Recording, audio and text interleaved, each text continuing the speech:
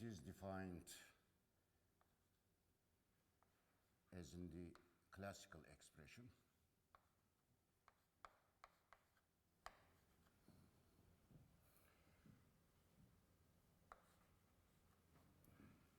And it has this has x component, y component, and z component.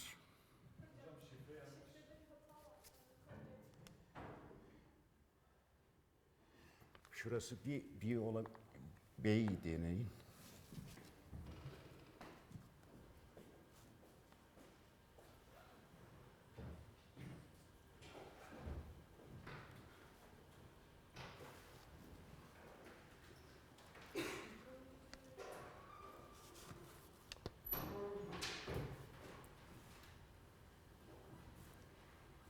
MJW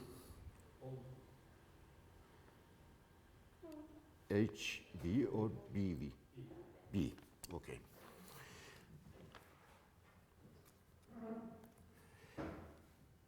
Now these are expressed using Cartesian type variables first, so that definitions are y times z component of linear momentum minus z times y component of linear momentum.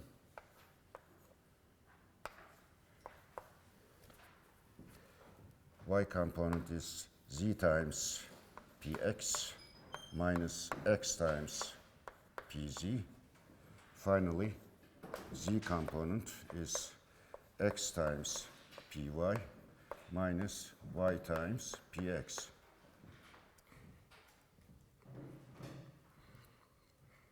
And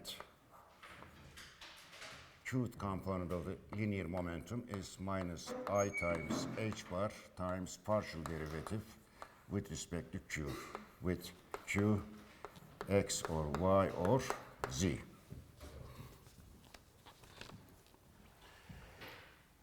Now,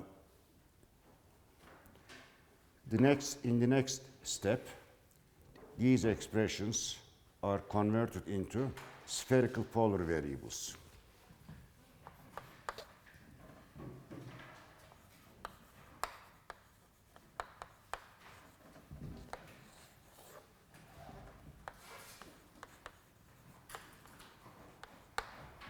These are r, theta, and phi.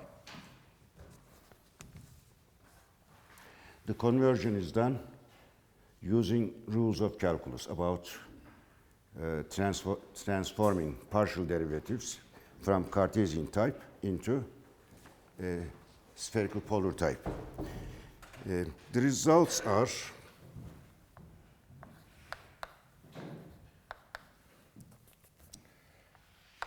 I times h bar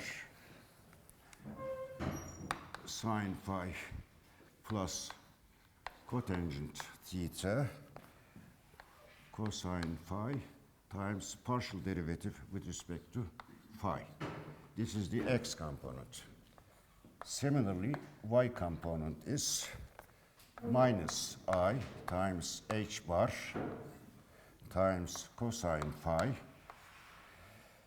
partial derivative with respect to theta minus cotangent theta sine phi times partial derivative with respect to phi. Finally, z component has the simplest expression. It is minus I times h bar times first derivative with respect to phi. Of course, you are not required to memorize such expressions. Whenever they are needed, they are going to be given to you.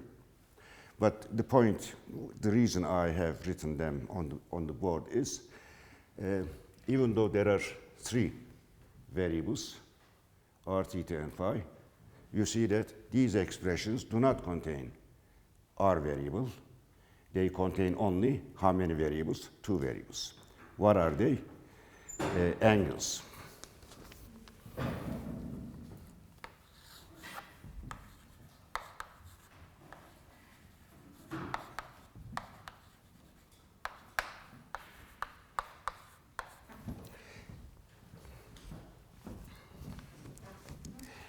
we also need this expression, square of the angular momentum. This is, as in classical expression, square of x component plus square of y component plus square of z component. In classical theory, this L is a scalar. L square is a scalar quantity. It represents the square of magnitude of angular momentum vector. But expression is very similar. However, this is an operator here, as you see the components over there. Now, this expression here is written initially using Cartesian type variables, and then using the relation between Cartesian type and polar type variables. This expression is converted into these variables, r, theta, and phi variables. The final result is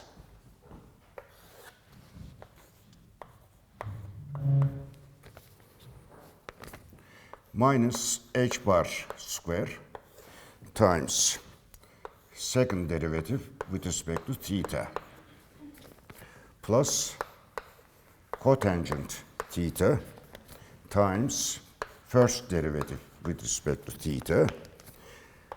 There is one more term, 1 over sine square theta times second derivative with respect to phi. Again, the reason for writing the expression here is to show you that square of angular momentum does not contain the r variable, just like the components, x component, y component, z component, they do not contain r variable. Only two variables are involved here, theta and phi. Okay, now we have 1, 2, 3, 4 operators here. It is important to investigate whether these operators commute with each other or not. Okay? Why? Because whenever two or more operators commute, that result gives us important information about certain mathematical properties. So, we first investigate whether x component of angular momentum commutes with y component or not. In other words, let us erase this part.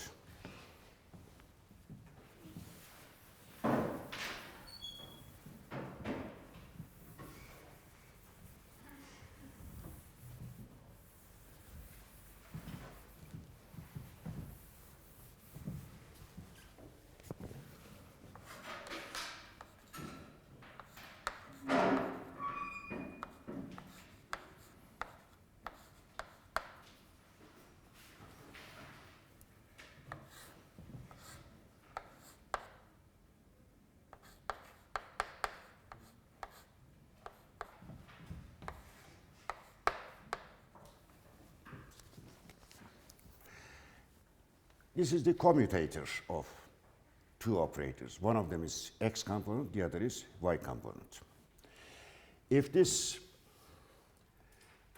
and f is an arbitrary function of the associated variables. In this case, theta and phi are variables. Explicit form of f is never specified because we are investigating whether the result is valid for all possible functions or not. There are just two answers, either yes or no. If the answer is yes, we will conclude the two operators commute. The commutator becomes 0, because if the answer is 0, that means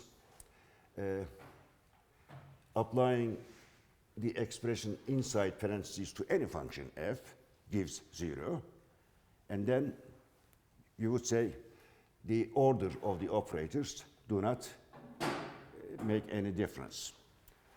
If the answer is no, then we are going to say the commutator is different from 0, or the two components do not commute. Now, mathematically, you will take this expression and this expression here, and then try to simplify the result. And after simplifying the expression, if you conclude that 0 is obtained, then you will say the two operators commute with each other. Otherwise, you are going to say they do not commute. Now, I'm not going to explicitly do it, but I will just give the results of other people who have done it. It turns out that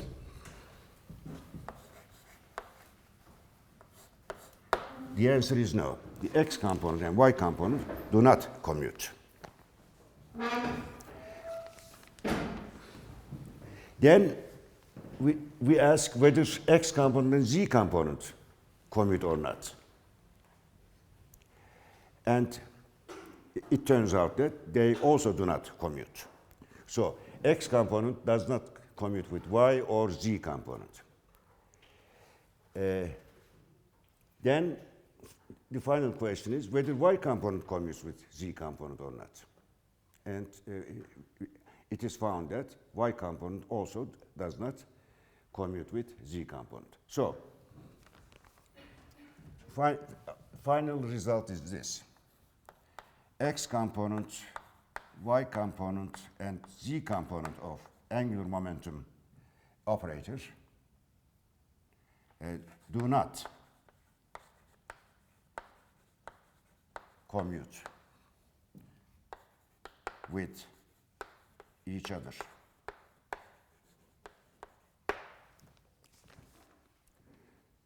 Okay, so the effect of this term is different from the effect of that term.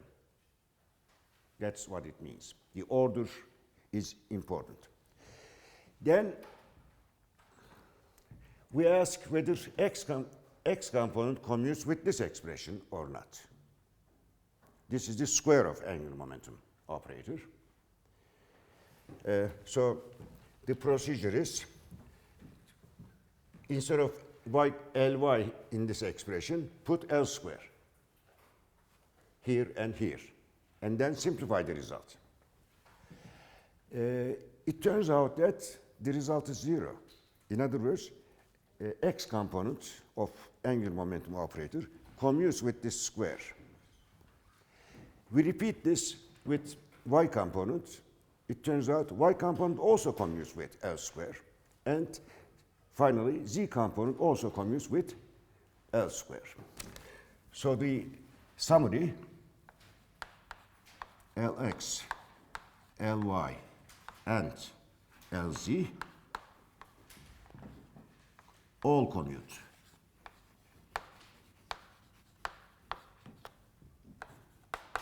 With square of angular momentum. Okay. Now, there are 4 operators here, but the first 3 do not commute with each other.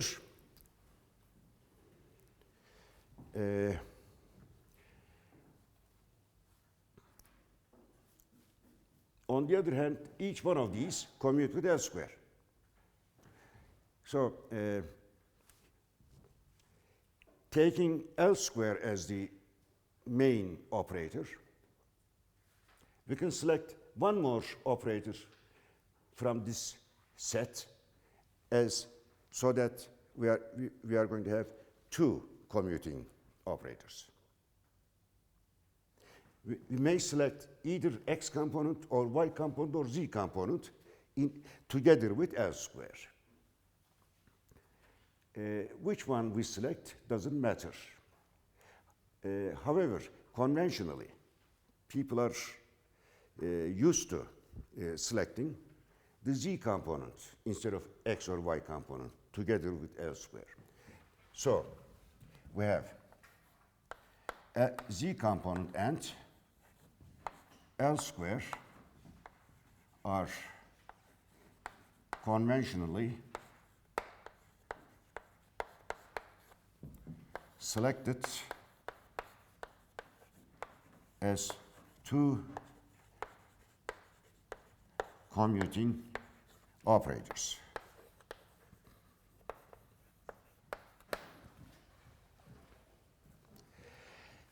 Now, what does this mean?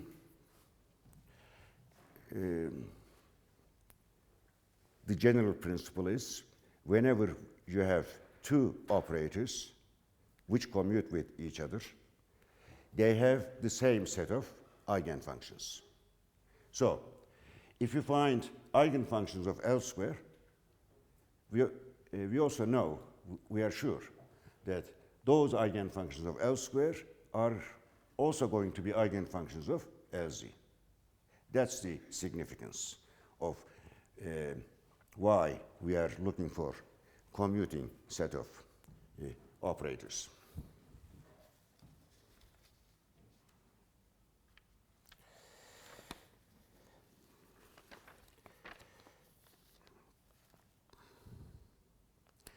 Next, we investigate the eigenvalue, eigenfunction equation for the Lz operator. You see, it's the simplest operator here.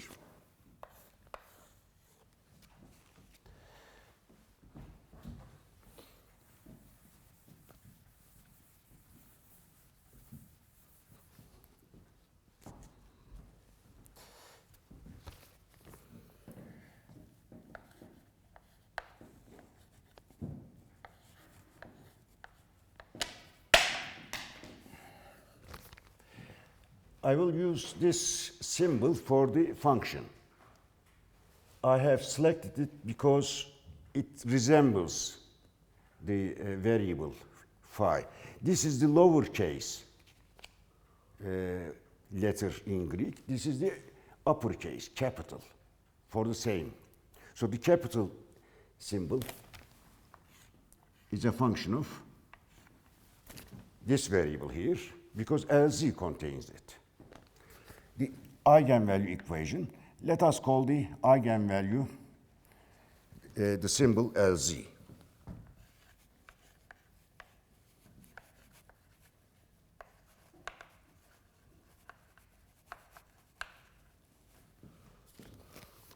Note, Lz is a scalar. All eigenvalues are just numbers, scalars. I'm using similar symbol here just for remembering it.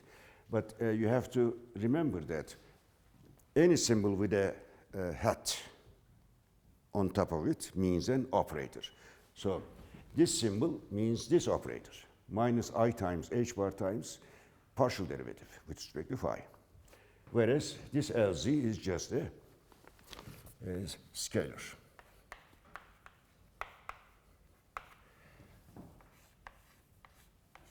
So explicitly, we just use the definition of z component operator minus I times h bar times, I can use the ordinary derivative symbol because we have just one variable here.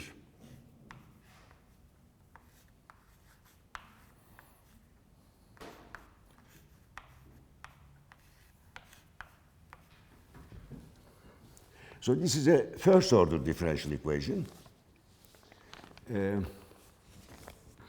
in one variable. The variable is phi, and its solution is, can be easily guessed. What does this say? what are the functions such that if you take the first derivative, you will obtain something, a constant times the same function. All right?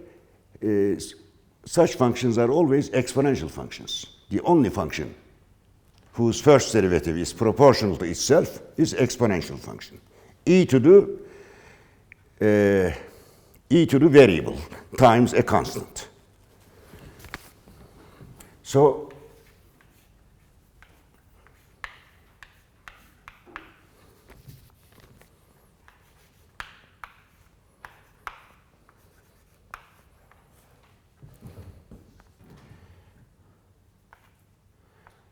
here A is a constant and M are constants.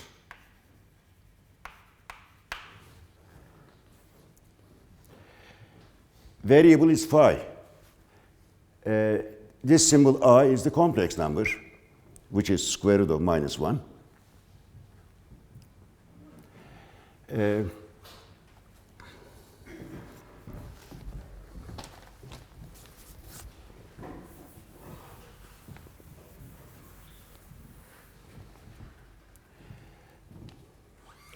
Indeed, if you may say, I have written this expression by guessing the solution. How did I guess it? I looked at the differential equation, first order differential equation. It's the first derivative of some function is proportional to itself. And I know that the only function whose first derivative is proportional to itself is exponential function. There is no other function. For instance, sine function, cosine function, or any other function. There are no other functions. The only function whose first derivative is proportional to itself is the exponential function. And here, this is an exponential function.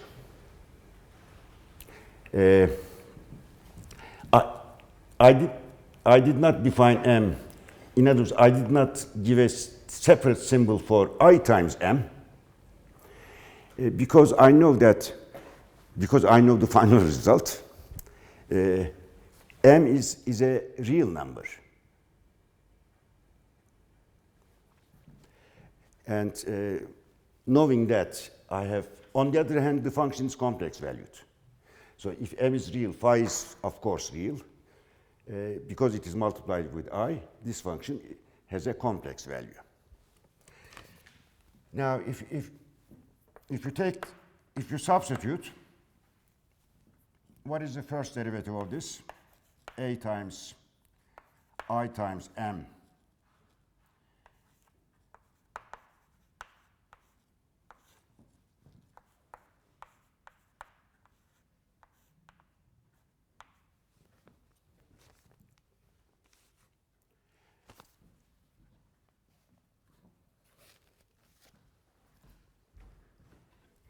What is our definition for phi? Constant a times the exponential, isn't it? So this a times this factor is phi.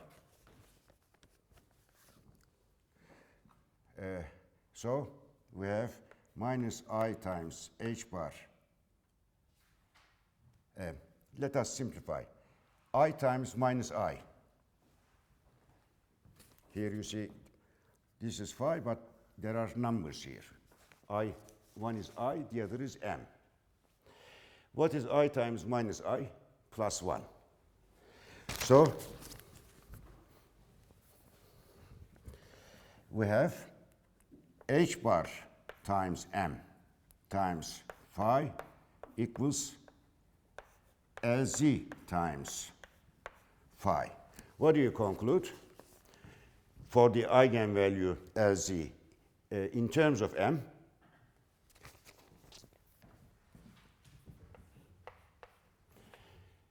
Lz is equal to h bar times m, isn't it?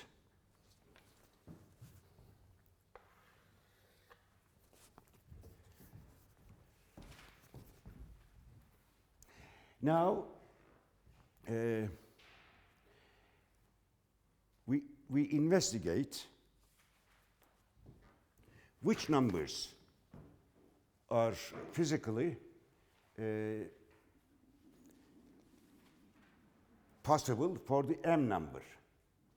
At this point, m itself could also be a complex number, because there are no rules so far which tell us whether m is a real number or a complex number. So we assume it's a complex number. Now,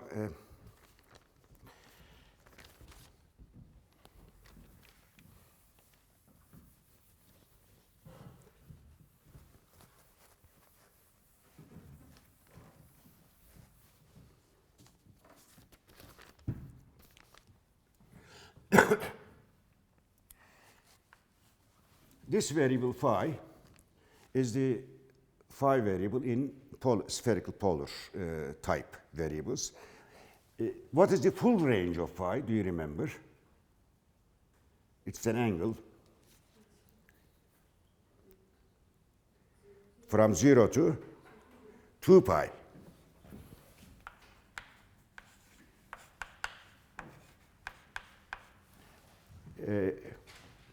At this point also remember that there is another variable which is called theta. The full range of theta is not up to 2 pi, but only to 1 pi, 0 to 1 pi. But phi is 0 to 2 pi. All right?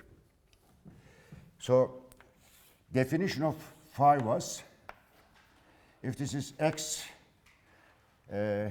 coordinate and this is y coordinate,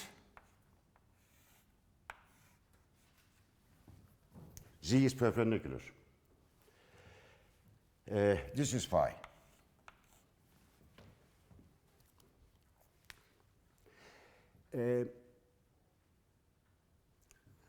Please note that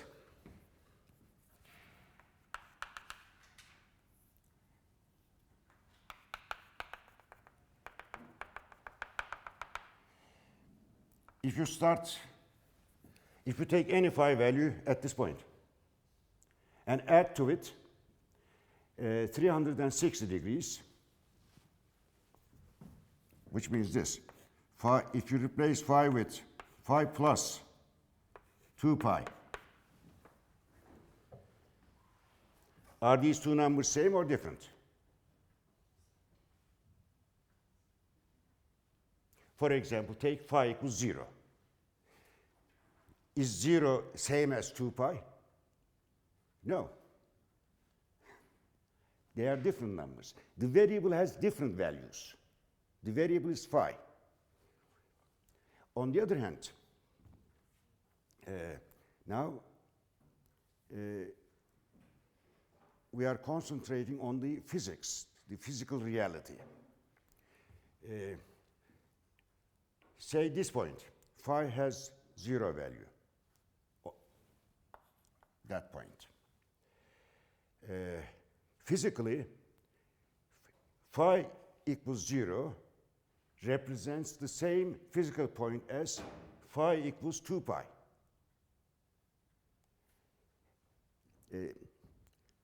You have to distinguish between mathematical reality and physical reality.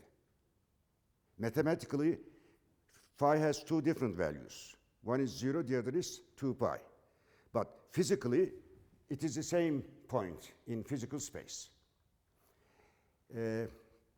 Now, one of our requirements about acceptable functions, we have previously discussed that our functions must be continuous, must not become infinite in all space.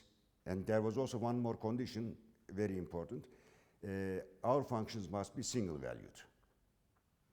Single-valued, they must be single-valued because of the probability interpretation. So, this function, phi, must be single-valued. This means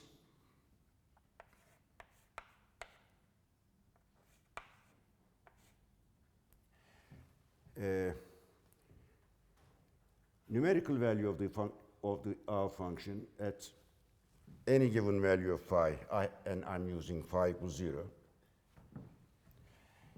must be the same as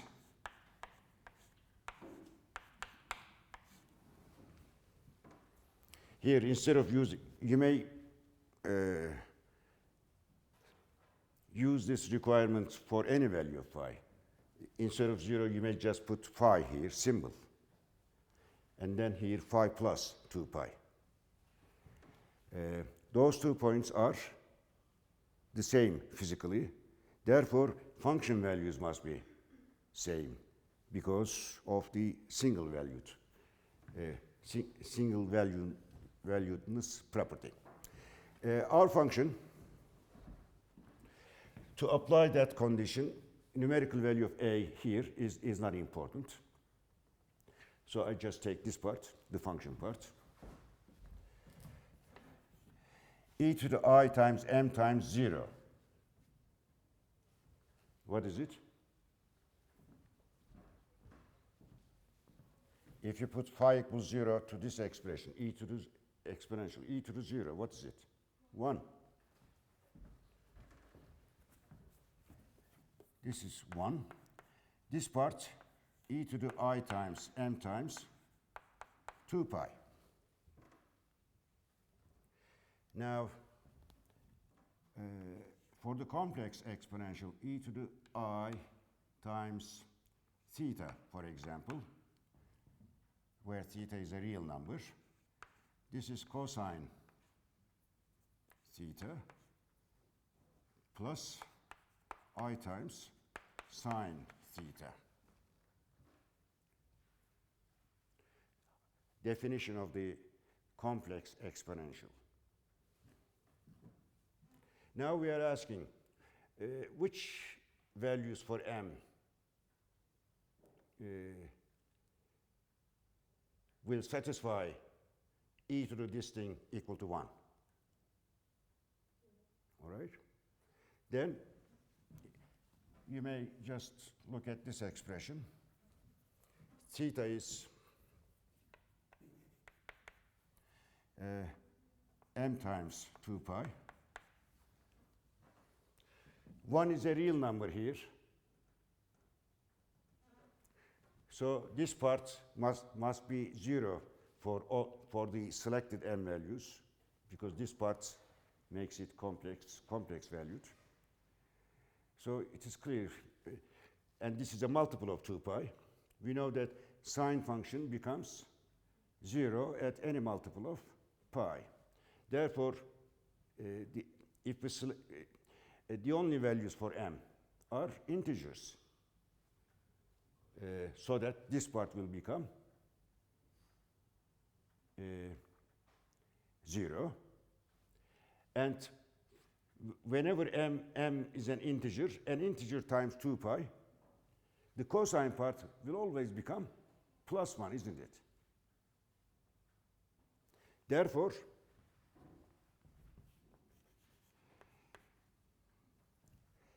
m must be an integer. Only integer values for m are possible. But negative integers are different numbers than positive integers. Remember, we are searching for all possible values, all possibilities for the m value. So, possibilities are m could be 0, plus or minus 1, plus or minus 2, and all such integers.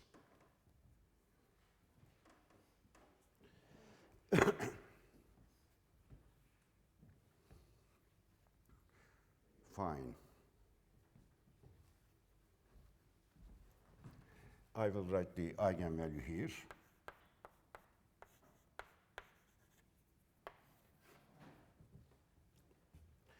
Therefore, possible values of as a z component are an integer times h bar. The integer could be any one of these integers. but only those.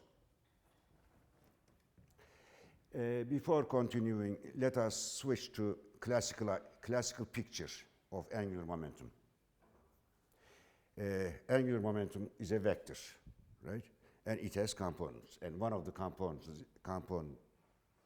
is z component.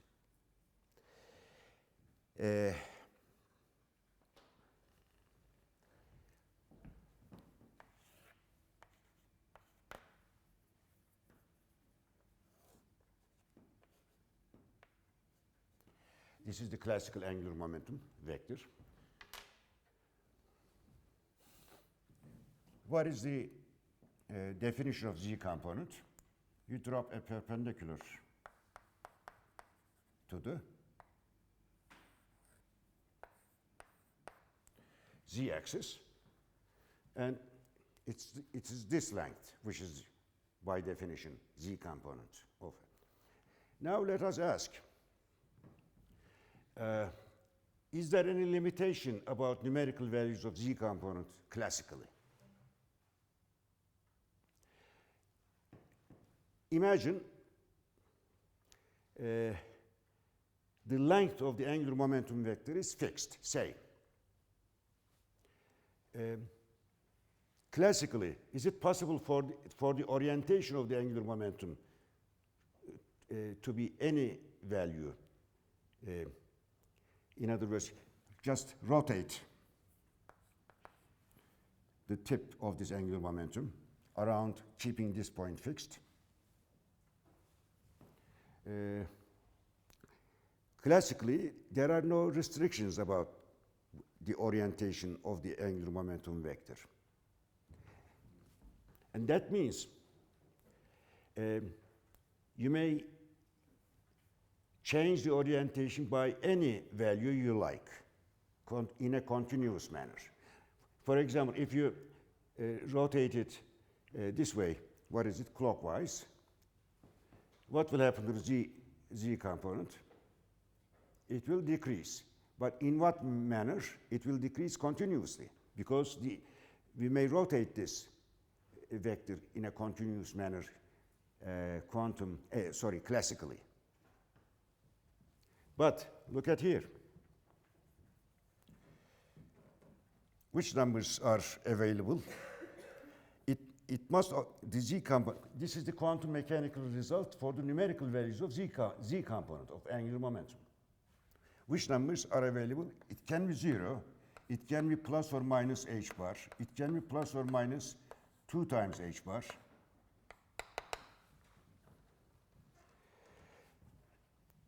The numbers in this list, are they continuous? Or are they jumping from one value to another?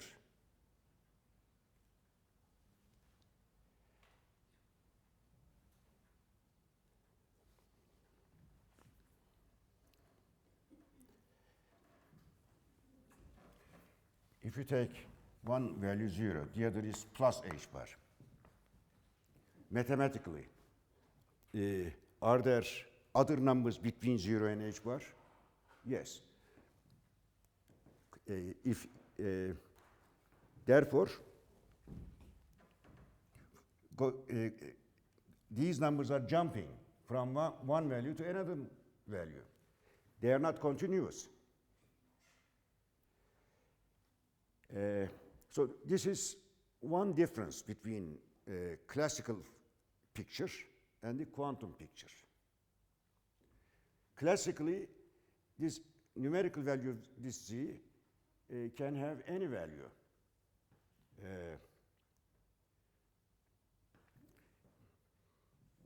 And values change continuously. On the other hand, quantum mechanically, numbers must jump. This means that this angle here, call it alpha, that L makes with the z-axis, classically alpha can change in a continuous manner from 0 to 2 pi. But quantum mechanically, because numerical values of Lz are restricted, to such values. It implies that alpha values are also discrete. Alpha values are jumping from one value to another value to some third value to make sure that the z component obeys this relation here. So in a way, we can describe this situation as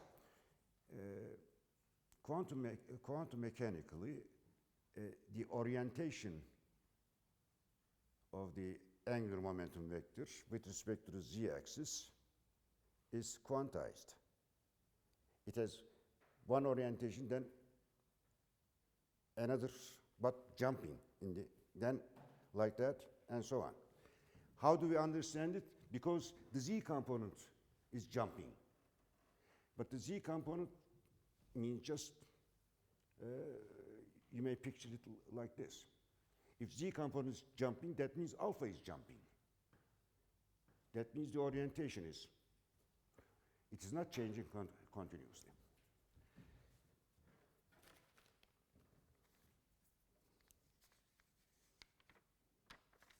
Now, let us turn this constant.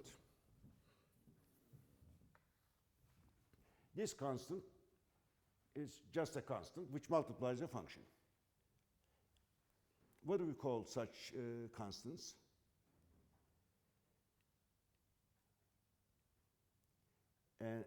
An arbitrary constant multiplying a function. This is a function because the variable is contained in it. For example, when we write there is a function f and there is a constant which multiplies f. What do we call that constant?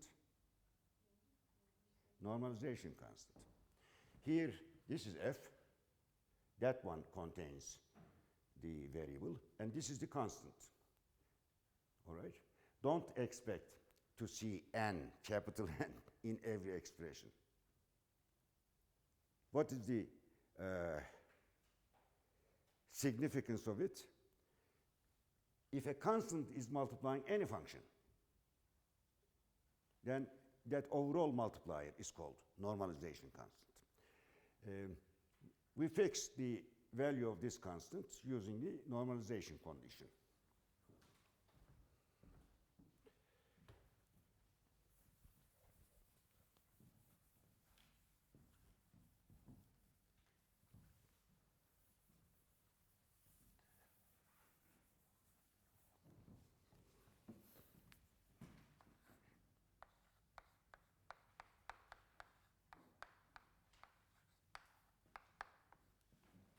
All right, start with general expression. Now, how many variables do we have in this problem? Variable, independent variable. Only one. What is the name of the variable?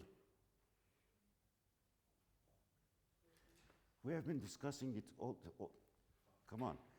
The variable is phi. So, this integral is how many dimensional? How many integrations do we need? Is it a single integral, double, triple, whatever? Number of integrations is equal to the number of variables. How many variables do we have here? One variable. So it's a single integral. For a single integral, volume element is the same as d phi. Then I'm going to write remaining part. But let us first decide what is the all space for this variable, which means that what is the full range? 0 to? We have discussed it. So limits are written directly from the given information. Next, we write phi star times phi. Phi is this expression. We may always take the normalization constant as a real number. All right? Now, in this expression, m is a real number. one of these integers. Phi is also a real number. So we have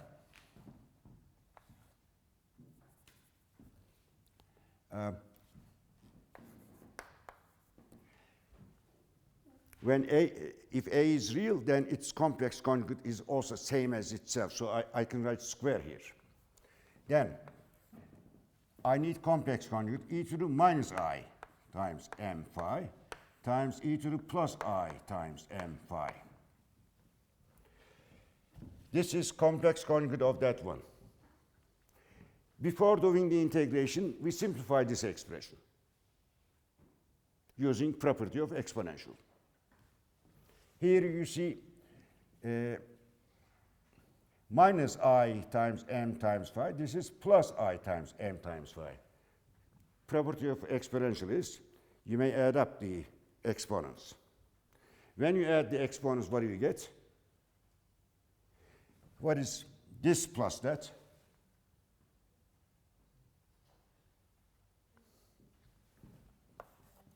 E to the a times e to the minus a. What is this? E to the a minus a. A minus a gives what? A minus a gives what? 5 minus 5 is what? 0. E to the 0 is what? 1. You need to go step by step. First, determine the overall exponent, numerical value of it, and then use that overall exponent for the exponential.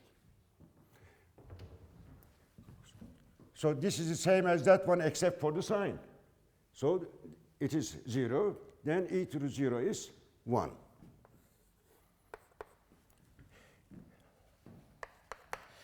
Therefore, this is a very simple integral. 1 times d phi. What is the, and this has to be 1. What is the value of this integral? Indefinite integral is phi. Upper limit 2 pi, lower limit 0. What is the net number? 2 pi.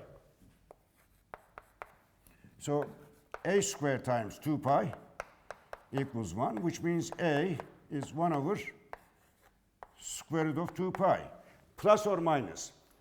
But the sign is not important for in normalization constant. So I have taken the plus sign here, which means our function